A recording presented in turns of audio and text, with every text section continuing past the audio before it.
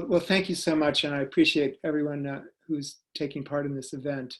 I thought that I'd just give a very brief overview of the circumstances that both led to the composition of Zweig's memoir and ultimately, I think, informed the content. There's one quote from the preface that is the frame through which I see the whole project. And if in my translation, it reads, if we with our evidence can transmit out of the decaying structure only one grain of truth to the next generation, we shall not have labored entirely in vain.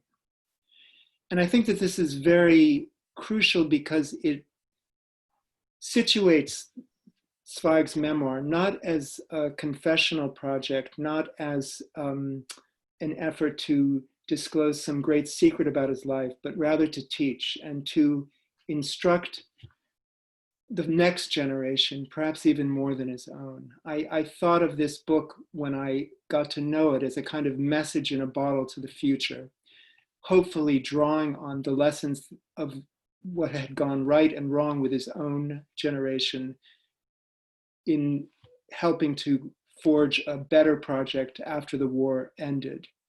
Zweig wrote this book in a kind of incandescent shock about the loss of his own world in ways that I think many of us today may feel a certain resonance. The last 7 years of his life were extremely disrupted. Beginning in February 1934, he left his native Austria and went into a kind of preemptive exile in the midst of this short-lived Austrian civil war that took place that year. He went into preemptive exile in London.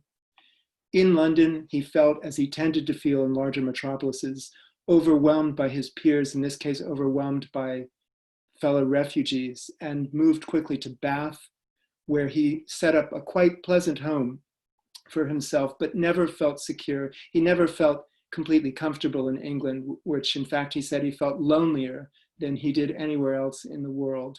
And he would dash across the channel at that point to Paris for a bit of what he called Latin gaiety. But in Bath, Zweig began to feel that the European project was not going to be, possibly not going to be resurrected in his lifetime. And in his journal by May 1940, he had written that those of us who live with and in the light of the old ideas, we are lost.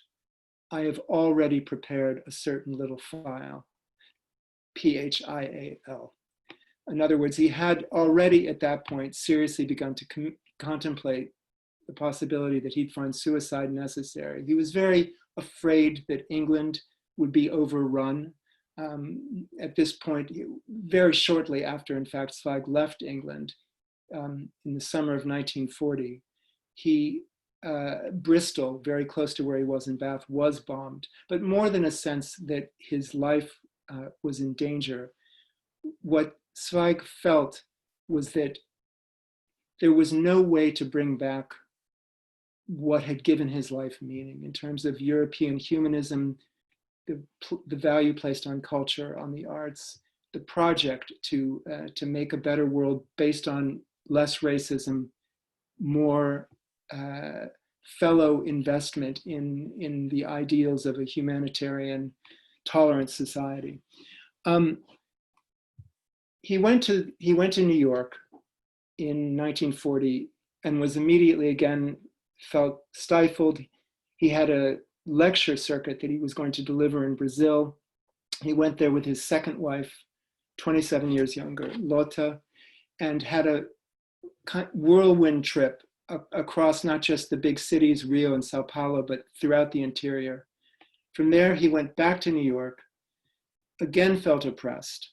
And at this point, he'd already begun working on his memoir, but it was when he moved up the river to Ossining, New York, just a mile away from Sing Sing prison, to a very humble bungalow, that he began to work really furiously on the project. And in fact, he wrote some 400 pages in just a few weeks.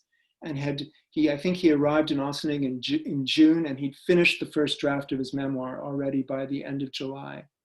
And it was a kind of brutal outpouring of emotion, memory, and didactic intent. Following the completion of the book in August, he went to Brazil and lived until, first in Rio and then in Petropolis, lived until February of 1942 when he took his own life. And if we can go to the first slide. This is a picture that I took from the veranda of Zweig's house in Petropolis.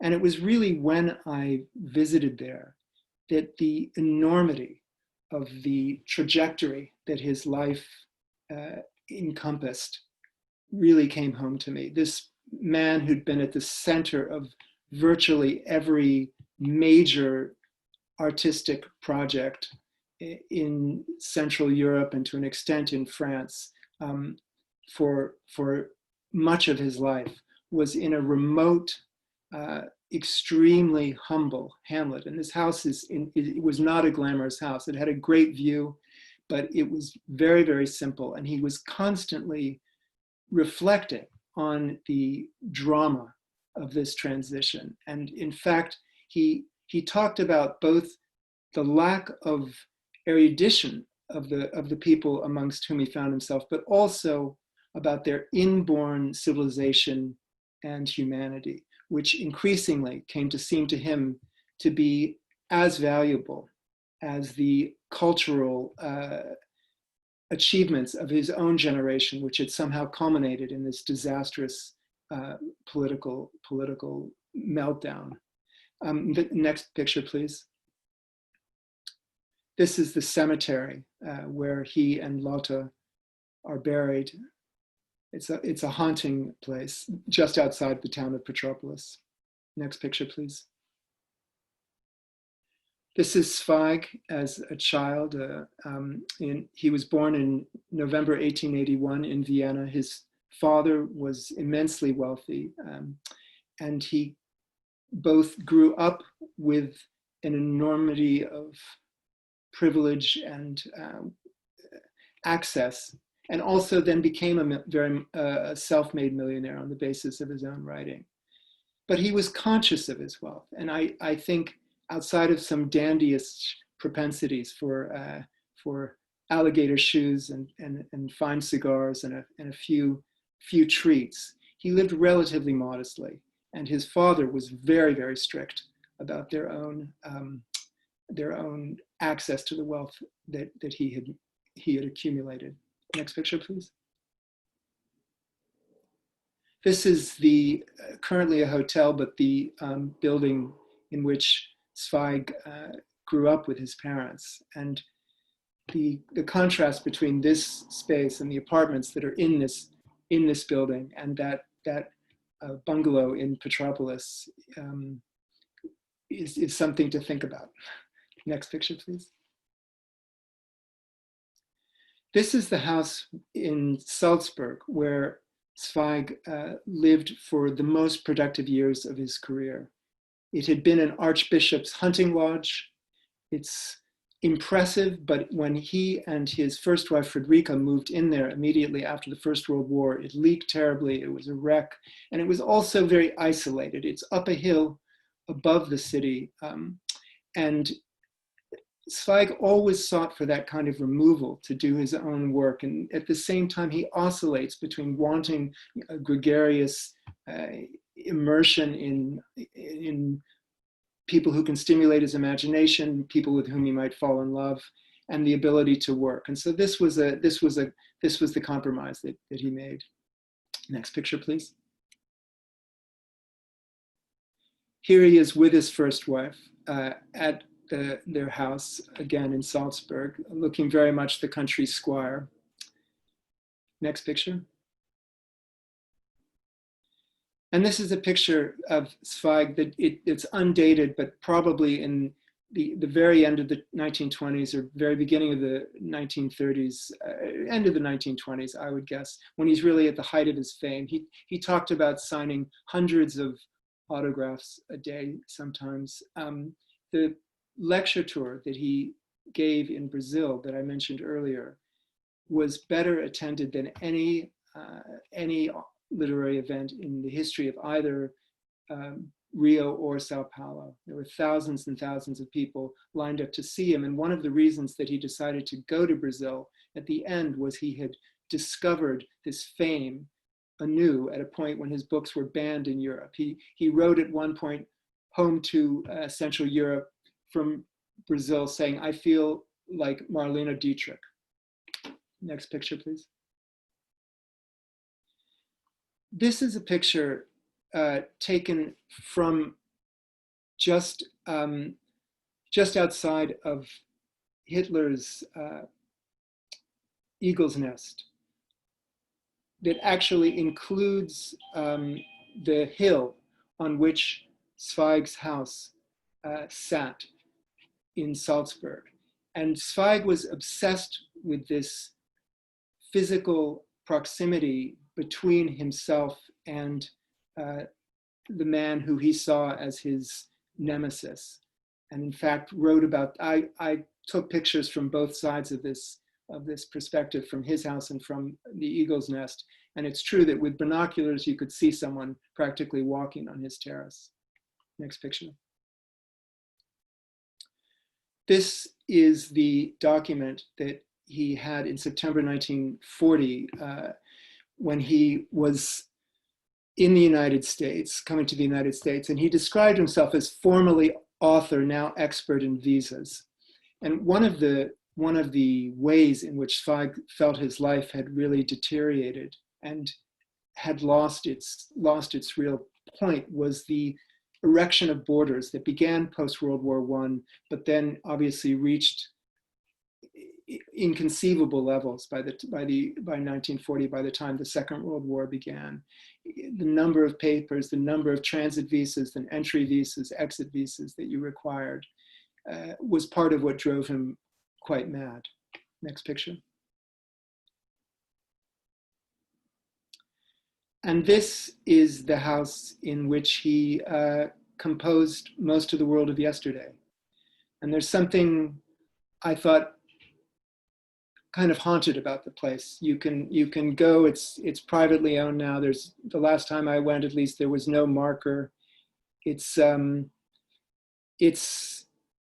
such, again, a striking switch from this life of glamour and centrality to this very, very out of the way at that point hamlet up the Hudson River with which he had no relationship whatsoever.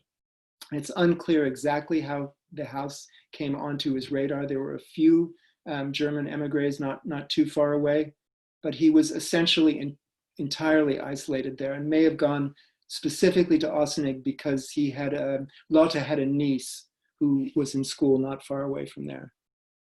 So when we talk about the book, I think we should bear in mind these physical places that were the stepping stones of Zweig's geographical imagination as his sense of the world contracting and transforming informed what he had to say about his own past and what he thought might be useful about that past for the next generation. I think that's the last picture, correct? Is that it? Yeah. So with that, yes. I would love to hear what people thought of the book, and if I can be of any help answering questions, I'd be very happy to do that.